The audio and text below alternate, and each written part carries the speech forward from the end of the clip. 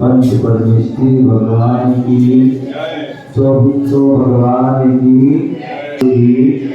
अहिंसामय विश्व धर्म की, तीर्थराज संवेद शिखर की।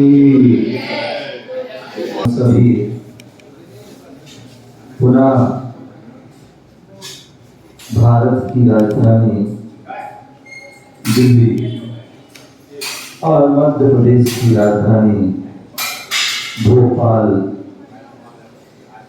अशोका गार्डन श्री पारसनाथ विद्यालय में बैठे हुए हैं।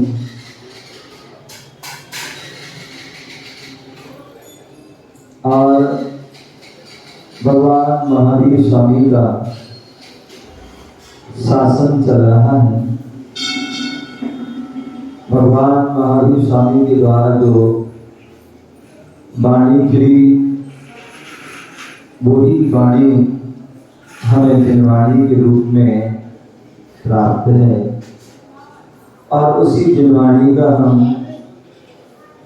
रसपान कर रहे हैं।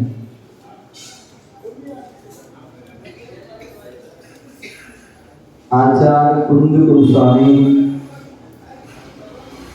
रयण सार ग्रंथ के माध्यम से श्रावक और मुनियों के आचरण का वर्णन कर रहे हैं। श्रावक और मुनियों का क्या आचरण चाहिए, क्या उनकी चर्या होना चाहिए, क्या उनका चारित्र होना चाहिए,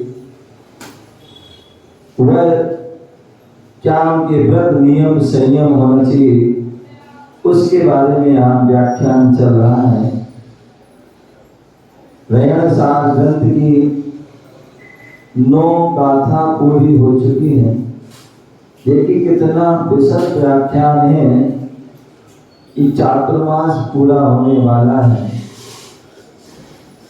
और आचार्य कुंद की जो है इस ग्रंथ की महान एक एक गाथा के एक एक शब्द में इतना अर्थ भरा है कि जिसका व्याख्यान करते करते 3 महीने 3.5 महीने लगभग होने वाले हैं। और भी 10 ही 9 ही गाथाएं पूरी हुई। आचार्य गुरुदेव विराट सागर जी महाराज ने जो है क्या उनका चिंतन, क्या उनका ज्ञान, क्या उनका अध्ययन आगम के परिप्रेक्ष्य में कि इतनी विशद व्याख्यान एक एक शब्द पर भी जो है अनेक अनेक आचार्यों के रेफरेंस, अनेक अनेक ग्रंथों के रेफरेंस है कि कहाँ कौन से ग्रंथ में इस शब्द के बारे में क्या लिखा है। उस विशद व्याख्यान को हम यहाँ पर सुन रहे हैं। आज यहाँ पर 10वीं गाथा हम प्रारंभ करते हैं और 10वीं गाथा के माध्यम से जो पिछली गाथा में शिव सुख के बारे में बताया था कि शिव सुख हमें प्राप्त करना है, शिव सुख प्राप्त करना है, तो उसके कुछ उपाय वहाँ बताए थे। जो सामान्य से उपाय बताए थे कि जो है देव गुरु समय भक्ता, देव समय गुरु समय भक्ता, देव शास्त्र गुरु के भक्त होना जरूरी है।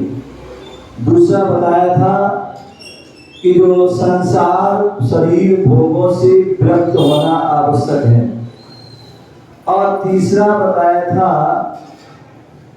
क्या, रत्नात्रय संयुक्ता, जो रत्नात्रय से जो है संयुक्त होता है वही जो है शिव सुख को प्राप्त कर सकता है। अब उसी बात के लिए और भी बोल रहे हैं कि जो शिव सुख की प्राप्ति सम्यक्त के बिना कभी संभव नहीं होती है। इसी बात के लिए जो है और विशेष व्याख्यान करते बता रहे हैं। हाथ जोड़िए सभी लोग। दानम पूजा शीलम उपवासम बहुभिहंपि खवर्णंपि संयुदम मोक्ष शुभम सम्यबिना दीह संसारम। कितनी सुंदर बात कह रहे हैं। बोले दानम पूयम शीलम उपवासम बहुविहंपि खबरंपि सम्मत मोक्ष शुभम सम्यबिना दीह संसारे। क्या बोल रहे हैं?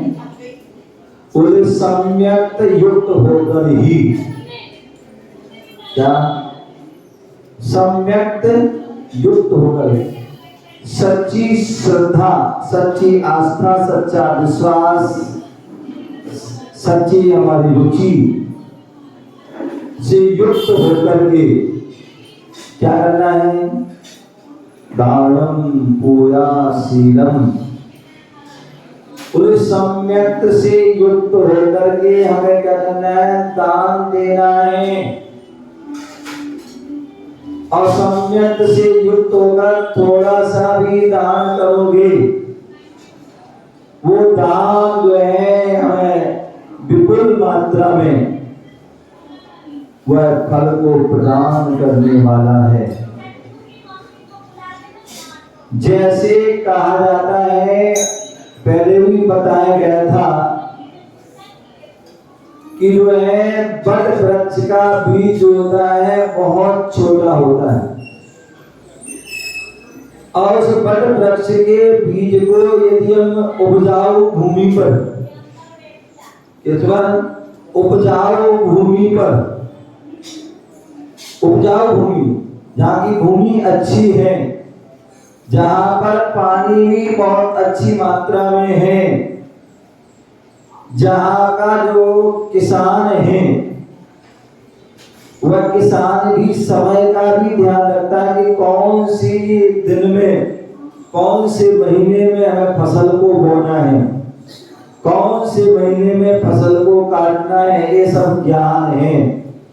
कितनी मात्रा में हमें खाद डालना है, कितनी मात्रा में बीज डालना है, कितनी कब हमें जो है हल जोतना है, कब हमें जो है बुआई करना है, कब पथरी करना है, सारा कब हमें कटाई करना है, ये सारा जब ज्ञान होता है, सारी सब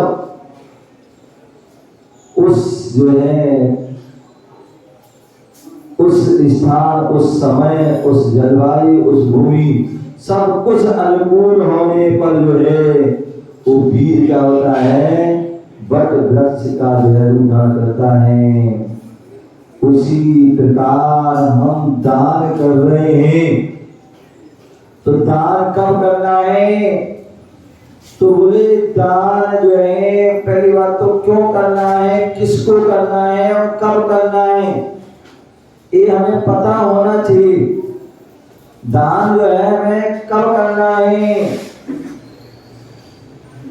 तो दान जो है जब कब करना है पता होना चाहिए कि जो समय दान का है, जिस समय जो दान का समय है उस समय वो दान करना। जिस समय शास्त्र की आवश्यकता उस समय शास्त्र दे दो, उपकरण की आवश्यकता उपकरण, वो समय उसका। जिस समय आहार की आवश्यकता उसमें उस समय आहार दे देना। जिस समय औषध की जो है आवश्यकता वो औषध दे देना, उस समय उसका। जिस समय आवास की आवश्यकता है, अभय की आवश्यकता है, उस समय वो आवास अभय दे देना। या जिस समय वैया वृत्ति की आवश्यकता उस समय वैया वृत्ति के वो दान उस समय सम्यक। तो समय का ध्यान रखिए, किसको देना है ये भी ध्यान रखना। अन्यथा किसी को भी दे दोगे तो उसका फल आपको मिलने वाला नहीं है। तो इसलिए पता हो इसे किसको देना है, तो बोले सत पात्र को देना है। क्या? सत पात्र को, पात्र को नहीं देना है, अपात्र को नहीं देना है। किसको देना है? सत पात्र को देना है। कौन सा दान देना ये भी पता होना चाहिए। जो हमारे यहाँ दान के भेद गए हैं उन दानों को ही देना चाहिए। अन्य जो है दान करते हैं तो वो दान में नहीं, वो कुदान में आ जाएंगे। कोई कहता रक्त दान कर दो, हैं? कोई शरीर दान कर दो, कोई आग दान कर दो, कोई और भी दान कर दो, कोई भूमि दान कर दो, ये दान कर दो, गौ दान कर दो, सोना दान कर दो, दान क्या? हमारे हिंदू धर्म में मुख्य रूप से 4 दान ही आए हैं। क्या है? मुख्य रूप से 4 दान का ही वर्णन है। किसका है? 4 दान का वर्णन है। आहार दान, औषध दान, शास्त्र दान अथवा उपकरण दान, आवास दान अथवा बसती का दान, ऐसे वह दान है। तो इसलिए जो है दान, और सबसे बड़ी बात तो जो है दान जो है के प्रति श्रद्धा भी होनी चाहिए। दान हम क्यों इसलिए करें, उससे क्या लाभ है? क्या लाभ है? एक जो है हमारे लिए उसका क्या होना चाहिए? एक जो दान के प्रति श्रद्धा भी होना चाहिए कि जो हम सम्यक दान करते हैं, सत पात्रों में दान करते हैं, तो दान से हमें विपुल फल मिलता है। उससे हमारी आत्मा का कल्याण होता, आत्मा का हित होता है। क्या होता है? आत्मा का हित आदि होता है। ऐसा जो है हमें जो क्या होना चाहिए? ज्ञान हमें होना चाहिए। क्या होना चाहिए? ऐसा हमें ज्ञान होना चाहिए। ऐसा श्रद्धान भी होना चाहिए। क्या होना चाहिए? श्रद्धान।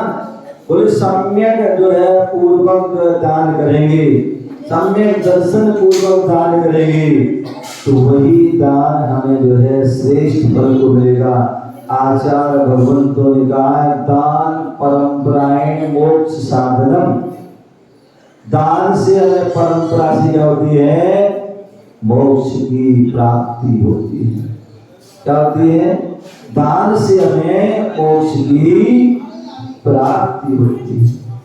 तो ऐसे वह दान जो है, तो यहाँ बोल रहे हैं सम्यक से युक्त होकर ही दान करना, श्रद्धा पूर्वक दान करना। क्या करना? श्रद्धा पूर्वक जो है दान करना, अश्रद्धा पूर्वक दान नहीं करना, तो श्रद्धा पूर्वक दान करना। और उसके साथ पूजा। क्या? पूजा। जो हमारे पंच परमेष्ठी हैं, क्या है? पंच परमेष्ठी, अनंत सिद्ध आचार्य उपाध्याय साधु पंच परमेष्ठी। और इन पंच परमेष्ठी में जो है हमारे सभी तीर्थंकर भगवान आ जाते हैं, समस्त केवली आ जाते हैं। तो ऐसे जो है उन पंच परमेष्ठी की जो है पूजा, पूजेशु गुणानुराग, पूजा पूजेशु अनुराग भक्ति। पूज्यपाद स्वामी सर्वान सिद्धि ग्रंथ में कहते, पूज्य पुरुषों के प्रति जो अनुराग होना, पूज्य पुरुषों के जो गुणों में जो है अनुराग होना, वो भक्ति है, वो ही पूजा है, कोई उनकी स्तुति है, कोई उनकी वंदना है, कोई उनकी आराधना है। किनके? पूज्य पुरुष। पूज्य कौन होते हैं? पूज्य जो है कौन होते हैं? जो महान गुणों के धारी होते हैं वो पूज्य होते हैं। क्या होते हैं? जो गुणों से संपन्न होते हैं वो पूज्य होते हैं। और ऐसे वह पूज्य और परम पूज्य, क्या? पूज्य और परम पूज्य, ये जो होते हैं क्या होते हैं? पूज्य भी होते हैं, जो गुणों से संपन्न हैं ऐसे वो पूज्य, और जो विशेष गुणों से, अनंत गुणों से संपन्न हैं वो परम पूज्य होते हैं। तो ऐसे जो पूज्य गुणानुराग भक्ति, क्या? पूजेषु गुणानुराग भक्ति, पूज्य पुरुषों के गुणों में अनुराग होना ही क्या है? भक्ति है। तो ऐसी उस भक्ति को ही पूजा, पूज्य पुरुषों गुणों का अनुराग करना ये भक्ति है। भक्ति पूजा, जो पूज्य गुणों को, पूज्य पुरुषों गुणों को याद करना, उनकी अच्छाइयों को याद करना, वह पूजा है। शील, क्या? शील, जो शील को धारण करना, व्रतों को धारण करना, संयम को धारण करना, ब्रह्मचर्य आदि को जो धारण करना, वो शील है। बोले श्रावकों के सप्तशील होते हैं। क्या होते हैं? श्रावकों के सप्तशील होते हैं। और मुनियों के जो है शील जो है वह 18,000 शील के भेद कर दिए। और यदि उत्तर भेद करते हैं तो वह जो है 84 लाख जो है उस शील के भेद हो जाते हैं।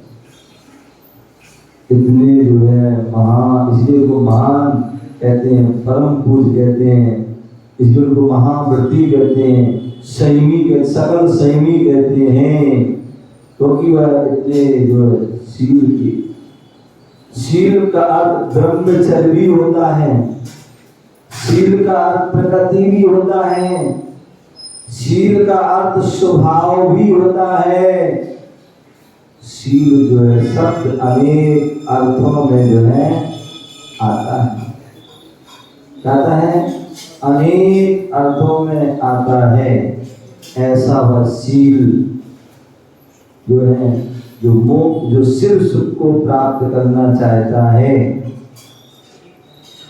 जो शिव सुख को प्राप्त करना चाहता है, वह जो है क्या करे? शील का पालन करे। आज तक के जितने जीवों ने मोक्ष को प्राप्त किया है, वो सभी उन्होंने निरतिचार शील का पालन किया है। क्या किया है? निरतिचार शील का पालन किया, इसलिए उनको शीलेश्वर, क्या? शीलेश्वर, शील को धारण करके उन्होंने ईश्वर, ईश्वर सारी जो है बुद्धियों को, सारी सिद्धियों को जो है स्वामी हो गए, ईश्वर हो गए, मालिक हो गए। ऐसी वह शील। और उपवास, उपवास, उप प्लस वास, उपमीस आत्मा, और वास माने निवास करना। बोले अपनी आत्मा में करना, वास करना, वो ही उपवास है। वास्तविकता में उपवास कर क्या है? अपनी आत्मा में ही वास करना, वो ही उपवास है। अध्यात्म जो है अर्थ हम देखेंगे तो अपनी आत्मा में वास कर रहे हैं वो उपवास, अपने जो है रत्नात्र में वास कर रहे हैं वो उपवास है। अपनी समता में, अपनी साम्यता में, अपने समर्थ भाव में जो है वास कर रहे हैं वो उपवास है। और व्यवहार में हम कह देते हैं चारों प्रकार के आहार का त्याग करना। क्या? चारों प्रकार के आहार का त्याग करना, वो भी उपवास है। क्या है?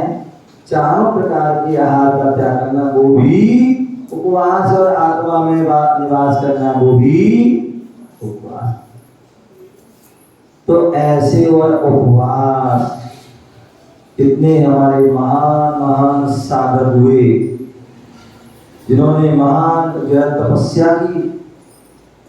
आदिनाथ मुनिराज ने जो है दीक्षा ली, और दीक्षा लेने के बाद 6 महीने तक अनवरत उपवास किए। क्या किए? 6 महीने तक उपवास किए और 7 महीने 8 दिन तक जो है विधि भी हुई, वो भी उपवास हो गया। तो 13 महीने जो है 8 दिन तक उनके जो है आहार नहीं हुआ। और भी हजारों वर्षों तक तपस्या की। महावीर स्वामी ने 12 वर्ष तक जो है कठोर तपस्या की। बाबूजी स्वामी ने जो है 1 वर्ष तक कठोर तपस्या की। तो ये जो है ऐसे कितने साधक हैं जो कठोर तपस्या करते, महीनों महीनों के उपवास करते हैं। ऐसे वह तपस्वी होते हैं। उपवास वो ही जो है कर्मों को क्षय कर पाते हैं। बोले उपवास क्यों कर रहे हैं? बोला आत्मा में वास क्यों कर रहे हैं? इसलिए कर रहे हैं कि हम बाहरी जो है क्रियाओं से हम बच जाएं, मन वचन काय की जो है अशुद्ध प्रवृत्ति से बच जाएं, कर्मों से बच जाएं और ध्यान के माध्यम से जो है हमारे कर्मों की निर्जरा हो। इसलिए वो कर रहे हैं, उपवास कर रहे हैं। दूसरा उपवास क्यों कर रहे हैं? तपसा निर्जरा से उपवास कर रहे हैं, एकाग्र कर रहे हैं, नियत कर रहे हैं। इतने भी उपवास प्रकार के जो है तप है वो कर रहे हैं। वो किसलिए कर रहे हैं? तपसा निर्जरा से। इसलिए तपसा निर्जरा जो कर्मों की निर्जरा होगी, अनादि काल से कर्म है, उनकी निर्जरा कैसे होगी? तप से होगी। बिना तप के कर्मों की निर्जरा होने वाली नहीं है। कर्म क्षारते तपते इति तपः। बोले कर्म को क्षय के करने के लिए जो तपा जाता है वो तप है। तो ऐसे जो करना उपवास भी एक तप है। तो ऐसे उपवास करना शास्त्रों में जो अनेक प्रकार के उपवासों का वर्णन है। चाहे वो नमोकार मंत्र के व्रत के 35 उपवास हो, चाहे वो भक्तांबर व्रत के जो है 48 उपवास हो, चाहे जो है तत्वाल सूत्र के 10 उपवास हो, चाहे सहस्रनाम के उपवास हो, चाहे कर्म दहन के जो 156 व्रत हो, चाहे जो है 64 वृद्धि के 64 हो, चाहे त्रिगुण संपत्ति के 63 हो, चाहे भगवान के जो है 24 तीर्थंकरों के 24 तीर्थंकरों जो पंच कल्याण के 120 आदि उपवास हैं, अथवा जो 30-24 के 720 उपवास हैं, जो 4 शुद्धि के जो 1234 व्रत हैं, अथवा जो है जो गणधरों के 1452 आदि जो गणधर उपवास हैं। ऐसे और भी रत्नात्रय के 10 लक्षण के 16 काल के कितने सारे जो है 36 पंचपरमेष्ठी आ गए हैं। तो ऐसे जो है क्या है, इतने सारे उपवास हैं जिनमें और जो सिंह निष्क्रिय व्रत आदि महान ऐसे कितने सारे एकावली आदि कनकावली कितने सारे जो हैं, बहुत सारे जो है 108 प्रकार के व्रत की किताब तो मेरे पास, उसमें पूरा वर्णन दिया गया है। तो ऐसे अनेक प्रकार के उपवास साधक करते हैं, तपस्या करते हैं और जिसके माध्यम से जो है कर्म क्षय के लिए क्रिया करते हैं और उससे मोक्ष जो है सुख की हेतु है। ये सब क्या है?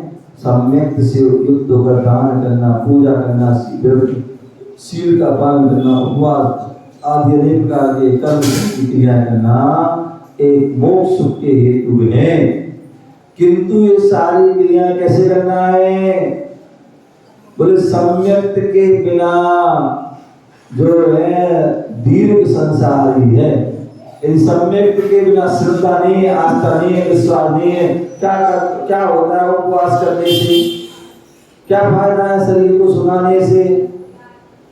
बोले शरीर मिला है, आज खाओ पियो मस्त रहो, क्या मौज करो। क्या होता है उपवास करने से? फिर मन में शरीर झुका है, शरीर को कष्ट दो। ऐसा लोग बोलते हैं, ऐसा वही बोलते हैं जिनको श्रद्धा नहीं है। तो सच्ची जो जिन्हें भगवान पर श्रद्धा नहीं, गुरुओं पर श्रद्धा नहीं, जिन्हें वाणी पर श्रद्धा नहीं है, आगम पर श्रद्धा नहीं है, वो ही ऐसी बात करते हैं। अंदर जिनको श्रद्धा है वो कभी ऐसी बात नहीं कहते तप करने से क्या होता, उपवास करने से क्या होता। पता है उपवास करने से कर्म क्षय होते हैं, उपवास करने से जो है मोक्ष की बात, उपवास करने से जो है हमारी इंद्रियां बस में आती हैं। उपवास करने से अनेक प्रकार की कष्ट, रोग, बीमारी भी दूर हो जाती है। तो इसलिए हमें करना चाहिए उपवास। तो लेकिन वो जो भी क्रिया करो, चाहे उपवास करो, चाहे पूजा करो, चाहे दान करो, चाहे शील का पालन करो, लेकिन वो सम्यक के बिना नहीं करना। क्योंकि सम्यक के बिना करोगे तो वो अकाम निर्जा हो जाएगी। और अकाम निर्जा जब है उस भवनत्र आदि में आपका जन्म होगा, संसार में ही भटकते रहोगे। तो सम्यक के बिना क्रिया नहीं करना, अपितु सम्यक से सहित होकर के क्रिया करना। क्या करना है? सम्यक से युक्त होकर के क्रिया करना है। ऐसा यहाँ पर आचार्य कुंद गोस्वामी कह रहे हैं कि सम्यक युक्त होकर दान, पूजा, शील, ब्रह्मचर्य, उपवास आदि अनेक क्रियाएं जो कर्म क्षय मोक्ष के हेतु हैं। लेकिन किंतु परंतु सम्यक के बिना यदि करोगे तो दीर्घ संसार के कारण भी है। तो एक क्रिया से जो है मोक्ष भी हो जाता है उसी क्रिया से, और उसी क्रिया से आपको संसार भी बढ़ जाता है। सम्यक से सहित होकर करोगे तो हमारी मुक्ति की प्राप्ति हो जाएगी, संसार से मुक्त हो जाओगे। और वही क्रिया जो है सम्यक से रहित होकर करोगे तो वह संसार को बढ़ाने वाली क्रिया होगी। ऐसा आचार्य कुंद गोस्वामी गाथा के माध्यम से बताने का प्रयास कर रहे हैं। आचार्य भगवान गुरुदेव विराट सरकार रत्नात्रय बंधी की टीका के माध्यम से बताने की गाथा अन्वय सुगम है। सम्यक सहित जो आचरण होता है वही मोक्ष सुख है। क्या है?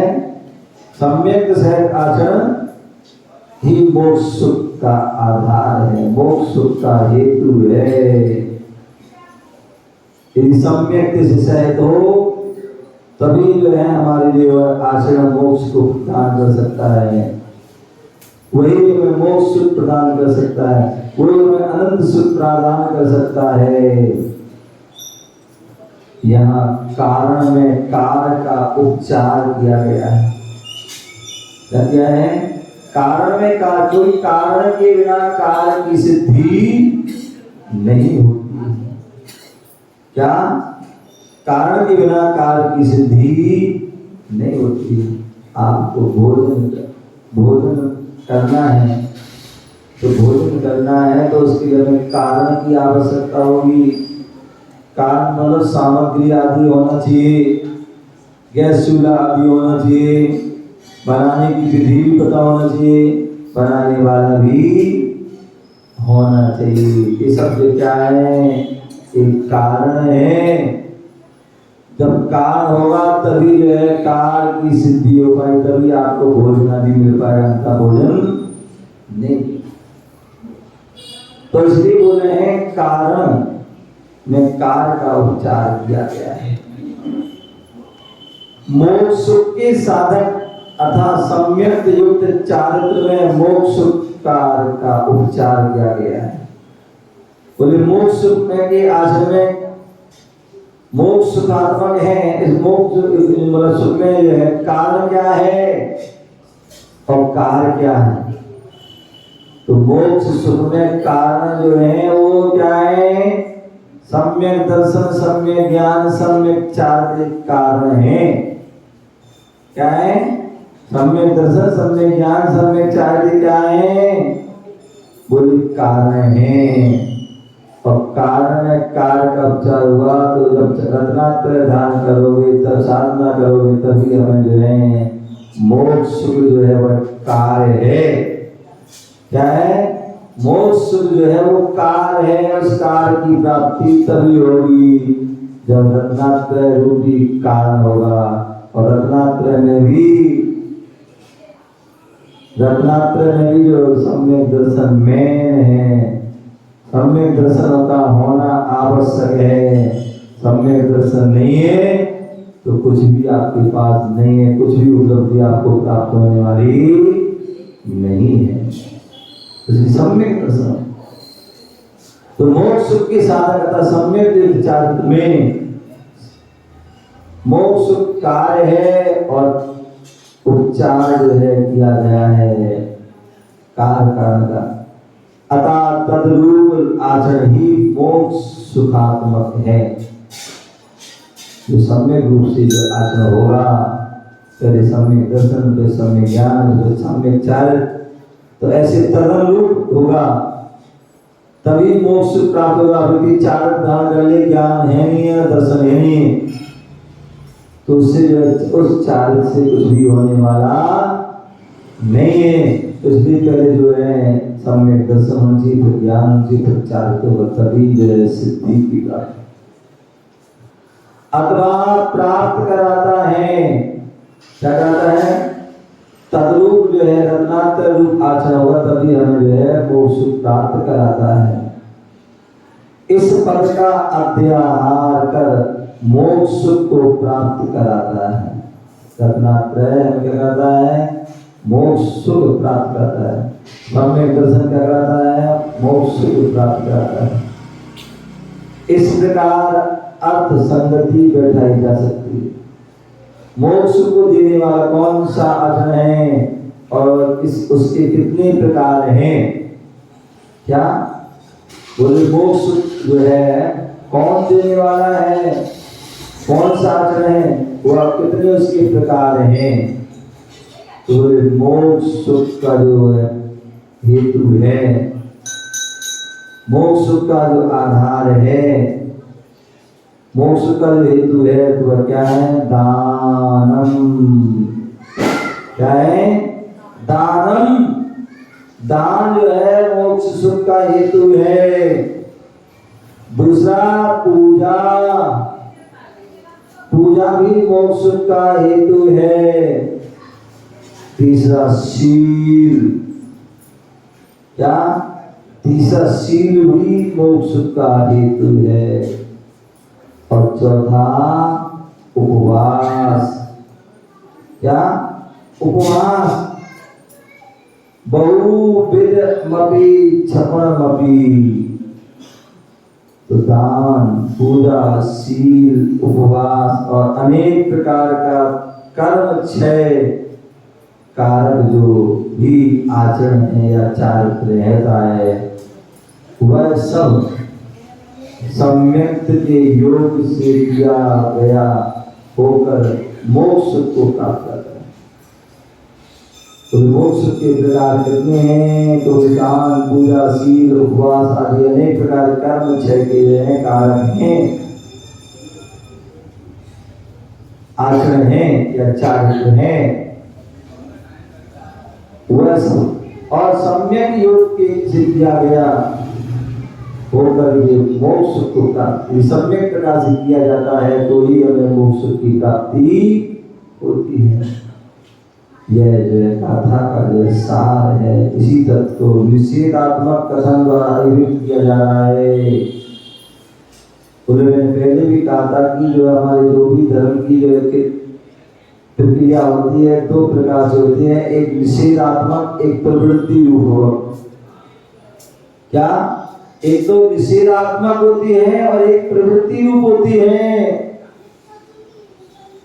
तो बोले जो है कर्म क्षय किससे होंगे? तो बोले पूजा करो, दान करो, शील करो, उपवास करो, इनसे क्या हो? कर्म क्षय का कारण है। एक प्रवृत्ति हो गई। अब निवृत्ति क्या है कि बोले जो यदि हम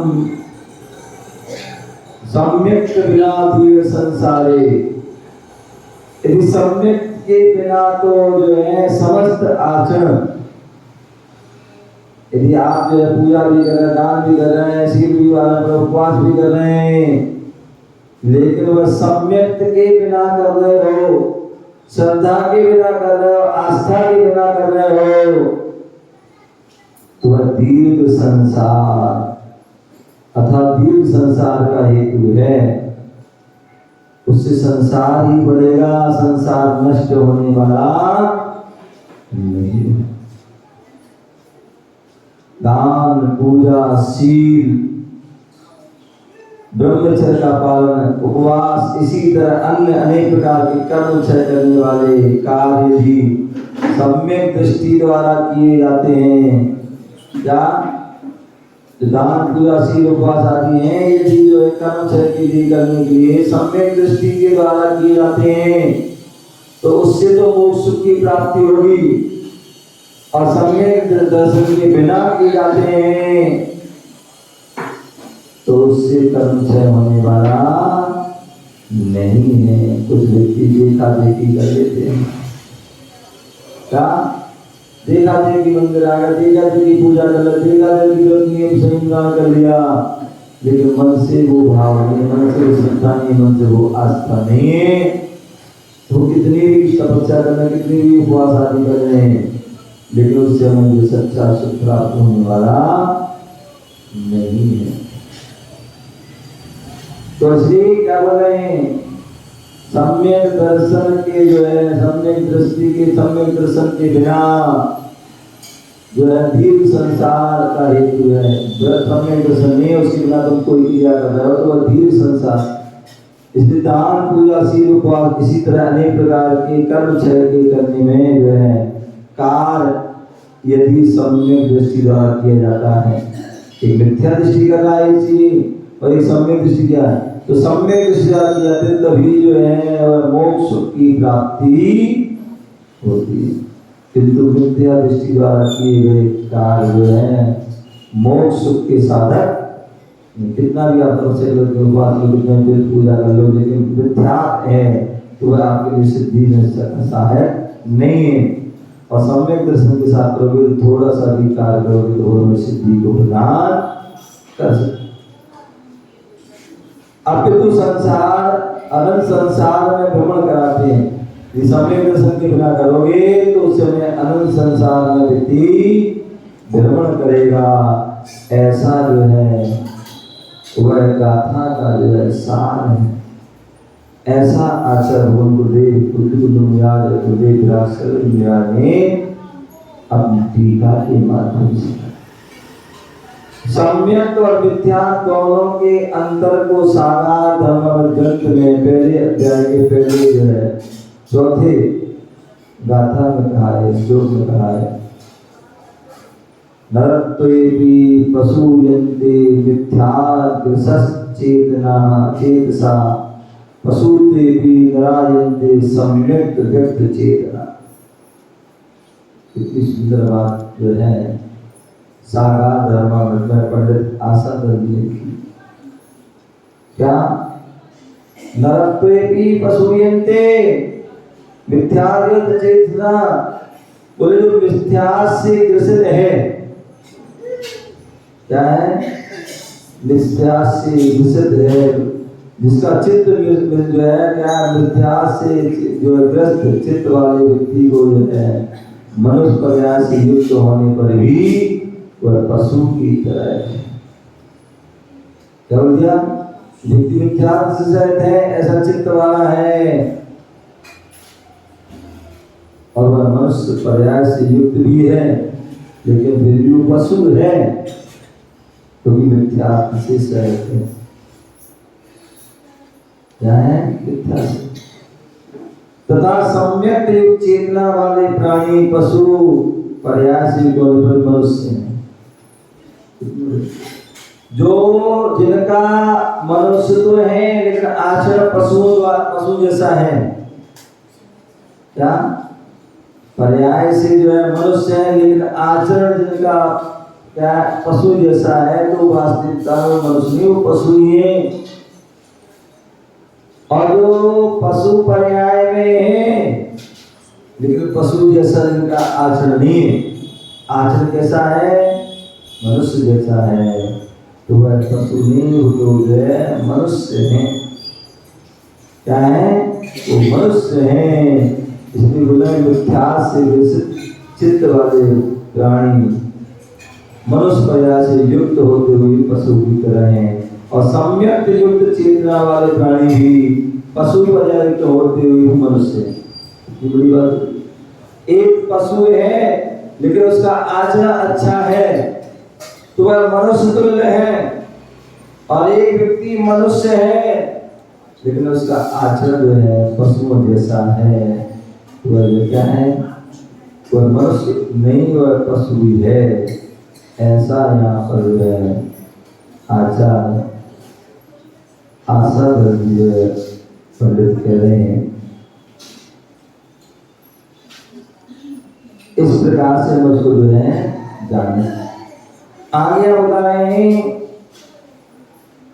कि मिथ्या से विकसित चित्त वाले मनुष्य प्राणी मनुष्य पर्याय से युक्त होने पर पशु की तरह हैं, और सम्यक युक्त चेतना वाले प्राणी पशु पर्याय से युक्त होने पर भी मनुष्य की तरह हैं। अब यहाँ बोल रहे हैं अनुग्रहार्थम सस्याति सर्वोदान। आचार एवं दान की जो है विशेषता बताते हुए कह रहे हैं। क्या कह रहे हैं? दान की विशेषता कहते हुए बता रहे हैं अनुग्रहार्थम सस्याति सर्वोदान इति तत्वाशुद्धि 7 अध्याय से 7वें अध्याय की जो है सत्य जो 38वें सूत्र में कहा है कि अनुग्रहार्थम सस्याति सर्वोदानम। जो अनुग्रह हेतु अपने स्वकीय धन आदि का अतिशय विसर्जन जो है दान कहा जाता है। क्या अनुग्रह तो अपने उपकार हेतु, अपने कल्याण के हेतु क्या करना है? धन आदि का अतिशय छोड़ना है, धन आदि को त्याग करना है। और चेतना आदि जो है क्या करना है? अनुग्रह हेतु अपने जो स्वकीय धन आदि का अतिशय विसर्जन करना, वह दान कहा जाता है। दान एक तो जो अनुग्रह और हेतु अपने स्वकीय धन आदि का अतिशय विसर्जन किया जाता है, वो दान कहलाता है। ऐसा तत्वासु आदि ने कहा। अनुग्रह का अर्थ स्वा व पर का उपकार। यदि हम दान दे रहे हैं तो क्या हो रहा है? उससे स्वा पर का कल्याण हो रहा है। स्वा का कल्याण क्या हो रहा है? हम उतनी परिग्रह की मूर्छा से बच रहे हैं। क्या कर रहे हैं? उतनी परिग्रह की मूर्छा से बच रहे हैं। पैसा होता है कौन से पाप आदि करता है, तो इसलिए क्या कर रहे हैं? स्वा और पर के उपकार के लिए दान करने वाला व्यक्ति दान के द्वारा पुण्य संचय आदि रूप प्रकार उपकार भी करता है। आप आचार्य उमा स्वामी ने कहा है परिवार परिग्रह नारक शिक्षा। बहुत आरंभ करने से, बहुत परिग्रह करने से नरक आयु का आश्रय होता है। तो इसलिए आप बोल रहे हैं कि अपने अनुग्रह हेतु अपने स्वकीय धन को अतिशय दान कहा जाता है। दान और तत्वार सूत्र में इसको कहा है। अनुग्रह का अर्थ स्वा व पर का उपकार भी है। क्या है? दान भी से स्वा का और पर का उपकार। दान दे अपनी वस्तु से बाबा कटा हमारा पुण्य का हुआ, और धन संग्रह होता है उससे पाप का ही अर्जन होता है। तो इसलिए दान देने से स्वास्थ्य का विकास, और जिसको दिया, जिसको आवश्यकता थी, उससे उसकी आदि बदली, अपने पूर्ण पेट के जो है उधर का पूर्ति हुई, तो इसलिए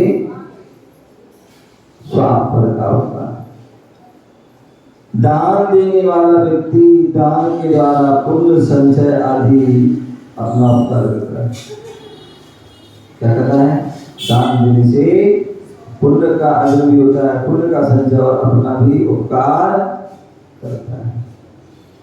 तो इसलिए मैं बोले समय समय पर हमें दान करते रहना चाहिए, प्रतिदिन जो है हमें दान करते रहना चाहिए। और वह दान 4 प्रकार का कहा है। आहार दान, अभय दान, ज्ञान दान और औषध दान। तो ऐसे वह 4 प्रकार, आहार दान, अभय दान, ज्ञान दान और अभय दान। अभय दान करना, किसी का उपकार करना, किसी की रक्षा आदि करना, ऐसा है अभय दान का।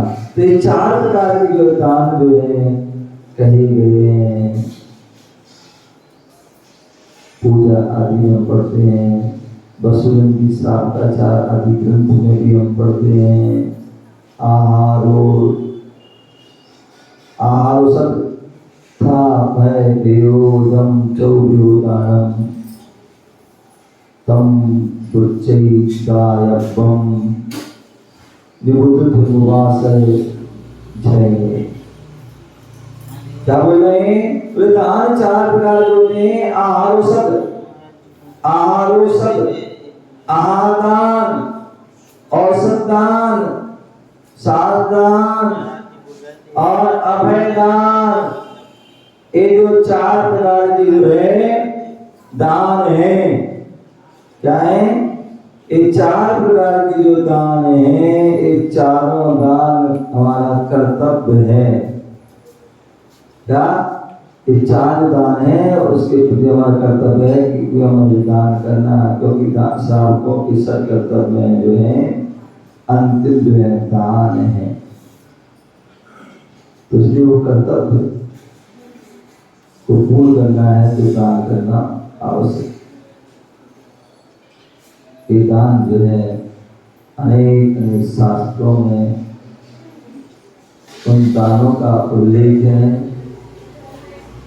और इसमें श्रावकाचारों में तो विशेष रूप से प्रबलता मुख्यता से उल्लेख है सभी शास्त्रों में, सभी रत्न श्रावकाचारों में, कि श्रावक को जो है दान करना अति आवश्यक है। आहार और साधना 4 दान हैं, चारों ही हमारे कर्तव्य हैं, और प्रत्येक को दान करना चाहिए। इस प्रकार से जो है वह 10वीं गाथा में जो शील, उपवास आदि का जो है वर्णन कर रहे हैं कि दान करना है, और पूजा, शील, ब्रह्मचर्य आदि का भी कर्तव्य का पालन हमें करना है।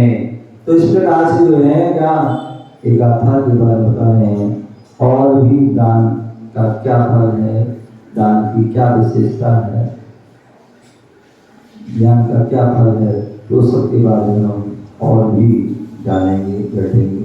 ओम नमः शिवाय। जय गुरु महावीर।